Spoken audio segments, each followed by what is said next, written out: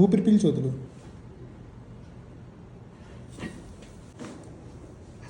So నా విజయ గారికి వచ్చేసి hereditary disc L4, L5 and L5 spine grade 1 listhesis. Okay, ఇప్పుడు విజయ గారు మీకు సెషన్స్ అయిపోయినాయి కదండి, ఇప్పుడు ఎలా ఉంది? ఇప్పుడు చాలా పర్వాలేదు సార్. ఇంతకుముందు చాలా నొప్పి, ఈ గడప దాటానికి రాదు నాకు.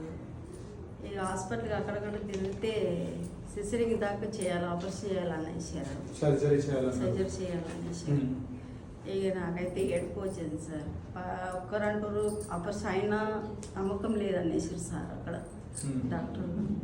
ఇక టైం రేపు అంటే పోయేదే ఉండే, అక్కడ మేము హాస్పిటల్కి వెళ్ళేదే ఉండే. ఇక అంతలో మీ ప్రోగ్రామ్ టీవీలో చూసి ఇక్కడ వచ్చాము సార్. టీవీలో చూసి వచ్చాము సార్. ఇప్పుడు ఎలా ఉంది మీకు? ఇప్పుడు పర్వాలేదు సార్, చాలా చాలా పర్వాలేదు. ఇప్పుడు నా పని నేను చేసుకుంటున్నాను సార్. ఆల్మోస్ట్ ట్రీట్మెంట్ అయిపోయి కూడా మీకు 4 months అవుతుంది కదా ఇప్పుడు.